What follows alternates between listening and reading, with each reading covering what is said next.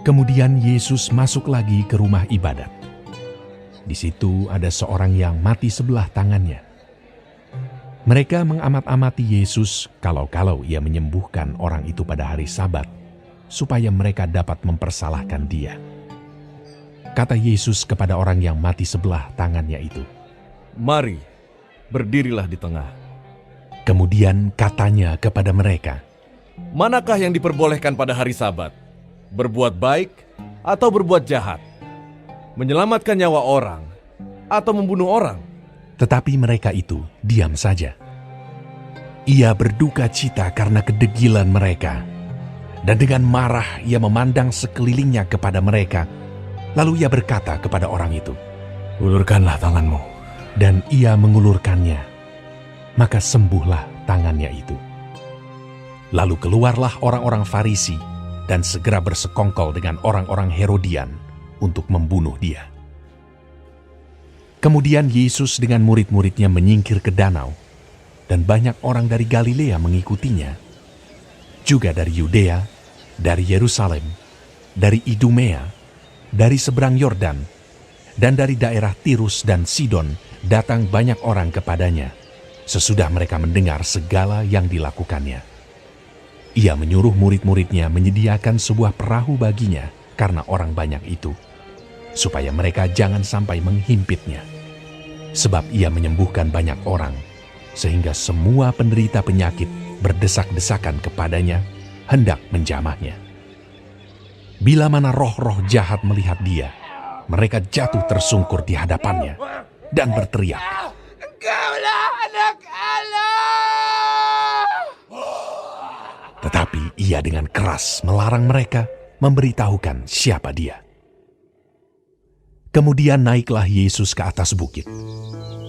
Ia memanggil orang-orang yang dikehendakinya, dan mereka pun datang kepadanya.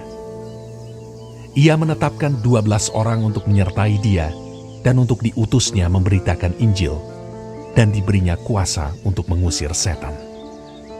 Ke-12 orang yang ditetapkannya itu ialah Simon yang diberinya nama Petrus, Yakobus anak Zebedeus, dan Yohanes saudara Yakobus, yang keduanya diberinya nama Boanerges, yang berarti anak-anak guru. Selanjutnya Andreas, Filipus, Bartolomeus, Matius, Thomas, Yakobus anak Alfeus, Tadeus, Simon orang Zelot, dan Yudas Iskariot yang mengkhianati dia. Kemudian Yesus masuk ke sebuah rumah. Maka datanglah orang banyak berkerumun pula, sehingga makan pun mereka tidak dapat. Waktu kaum keluarganya mendengar hal itu, mereka datang hendak mengambil dia, sebab kata mereka, ia tidak waras lagi. Dan ahli-ahli Taurat yang datang dari Yerusalem berkata, "Ia kerasukan Beelzebul, dan dengan penghulu setan, ia mengusir setan." Yesus memanggil mereka, lalu berkata kepada mereka dalam perumpamaan, Bagaimana iblis dapat mengusir iblis? Kalau suatu kerajaan terpecah-pecah, kerajaan itu tidak dapat bertahan. Dan jika suatu rumah tangga terpecah-pecah, rumah tangga itu tidak dapat bertahan. Demikianlah juga kalau iblis berontak melawan dirinya sendiri, dan kalau ia terbagi-bagi, ia tidak dapat bertahan, melainkan sudahlah tiba kesudahannya.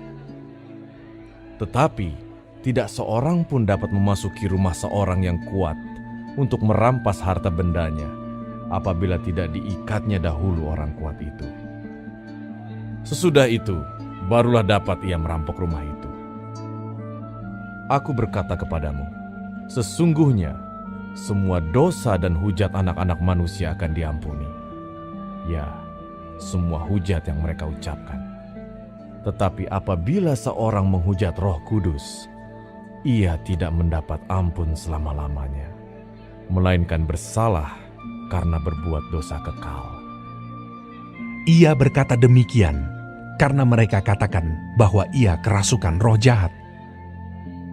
Lalu datanglah ibu dan saudara-saudara Yesus. Sementara mereka berdiri di luar, mereka menyuruh orang memanggil dia. Ada orang banyak duduk mengelilingi dia. Mereka berkata kepadanya, Lihat, ibu dan saudara-saudaramu ada di luar dan berusaha menemui engkau. Jawab Yesus kepada mereka. Siapa ibuku dan siapa saudara-saudaraku? Ia melihat kepada orang-orang yang duduk di sekelilingnya itu dan berkata, Ini ibuku dan saudara-saudaraku. Barang siapa melakukan kehendak Allah, dialah saudaraku laki-laki, dialah saudaraku perempuan, dialah ibuku.